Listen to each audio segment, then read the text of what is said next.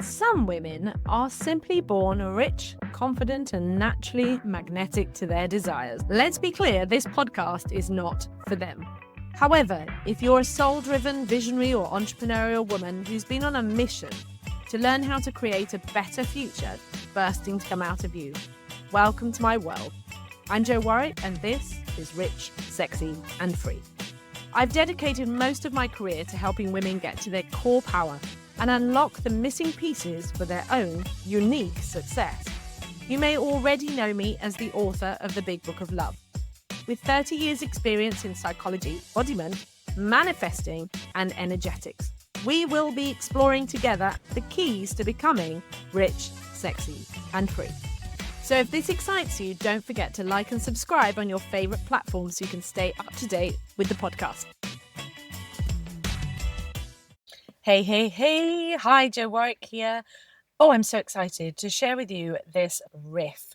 You are not broken, you're becoming. I have so many thoughts and feelings about this as someone who spent so long in the perpetual healing cycle. And I stayed in that for so long because I believed there was something wrong with me. I thought I was bad. I thought I was broken. I needed healing. I needed mending.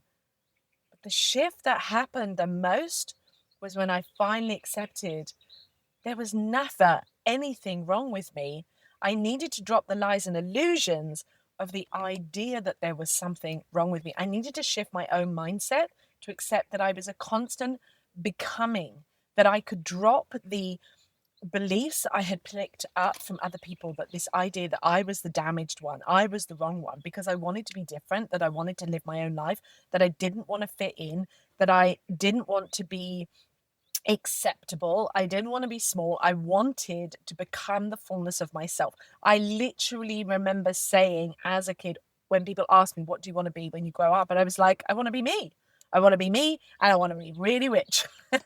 I think I said I want to be famous at some point, but the fundamental desire for me, for all of my healing journey, even though it was longer than it should have been, oh my God, way longer than it should have been, was because I wanted to be me, and I just wanted to be free to be me. I wanted to be able to be seen and heard and accepted and allowed to express myself freely, as I did when I was traveling. But the shift that I had to give was I was free, and that it didn't matter what other people thought. And I want you to know that if you have been in this cycle of healing, of fixing, of trying to uplevel, of trying to get to somewhere else, there's nothing wrong with you. There never was anything wrong with you. You, in fact, were born perfect. Absolutely perfect. If you ever saw the episode of Joey in Friends wearing all of Chandler's clothing, that's the best analogy I often think of. The idea that you've been wearing all of these clothing that were about survival, they were about fitting into your family, they were about what people put on you, but instead you've been taking this time to shed some of those layers. But what keeps you in this perpetual cycle of healing and actually not receiving the life that you want, not receiving the money that you want, not having the business that you want, not going to the next level that you want, not having the love affair you want, whatever it is, whatever that expression is of you living you, is because you have been putting the clothes back on, the shame and the guilt and the fear, and you kept putting it back on, going, oh no, but I'm not allowed to be free because I'm broken. You were never broken. You were never broken. You were never wrong. You were never bad. And I give you full permission. One of the deepest things I had to shift out of my body was the belief that I was bad, that I had been born sinful, that I had had all of this religious programming that, in fact, I came to realize was just an old toxic masculine idea that was put on me as a woman to keep me small. Thank fuck we are no longer in that frequency. We are no longer in that world. We are no longer, that timeline doesn't even exist. You can break free of that when you decide that you are free. Now, I know you've already done lots of amazing work, healing, shifting, and I'm inviting you to put this down, to accept that you can finally set yourself free by accepting this deep truth. Who told you were broken? Or were you holding the pattern and belief from people who were limited before? But if you're a limitless woman, and you're already divine and your soul knows this and you're an extension of the divine, then aren't you already fucking perfect? And aren't you already here to just express everything that you need to express? Express your soul, express your joy, express your desires, express your creativity, express and learn how to master your own frigging gifts. That's it. That's it. Because I can tell you, by total experience, also by practice, also by being with my clients, by the trial and error that I have done throughout my life, traveling the world, is that every time I got into the fucking groove that I was happy with me, life met me. I had a total example of this yesterday in Paris, of just totally being in the frequency, not just because I had changed, but also because I was in a frequency that I discovered that, the French think and believe just like me. They don't move at pace. They take their time. They believe in enjoying good food and beauty and each other and love and sex and pleasure. They enjoy life. They enjoy their surroundings. They enjoy what they wear, and they move slowly. They absolutely enjoy life, the joie de vivre of life. But growing up in the UK, and London is a great example. If you have visited London, it's hustle, hustle, fast, fast, fast. It's exactly the same in the States. Hustle, hustle, fast, fast, fast. This that came from the shift in the Industrial Revolution. So in Western societies, a lot of the Industrial Revolution kind of really ramped up this idea that you have to really work hard to prove yourself. And we have to really push hard. And we get out of our cycle. We haven't got these rhythmic cycles. We've got them inside of ourselves that we align with the moon, we align with our own cycles. And just like everything in nature that has seasons and times through the day, I think the French do it better.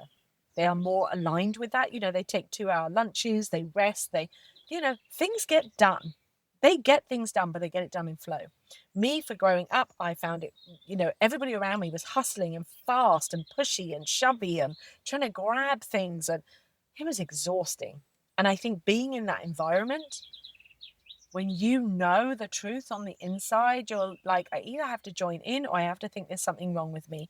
And rather than think that everybody around you, your family's wrong, you have to think you're wrong. And I know for myself, that was one of the deepest programmings. That, and on top of all the religious programming that somehow I'm wrong, and being a woman, but this constant belief that I absorbed. Now, as I cleared those journeys, I cleared those lies and illusions, those clothing, when I cleared that and started to accept that I didn't give a fuck, less fucks given. And I can say that fully as someone who is 50, I can say that less fucks given. Coming the other side of the menopause, so liberating. This freedom that is available to you and to me now in our society at this time, whatever age you are, we couldn't be in a more exciting time as a woman to live the full expression of yourself and align with nature. And nature, in the fact that you were already perfectly created, you had the divine seed within you, you have this energy that flows within you. Your only job in your human design is that you get online with accepting, loving, and allowing the full expression of yourself, that you get to become you over and over again, more of you, more of you, more of you, flowing this life force of you into the world and playing with that expression and seeing how life flows that back to you. And you've got to interact with people. You've got to interact and create and try.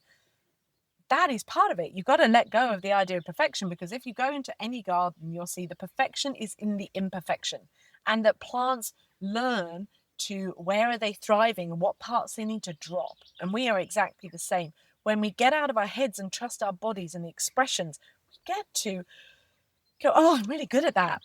My natural expression in my human design, when I look at my human design as a projector, I'm a 4/6 projector.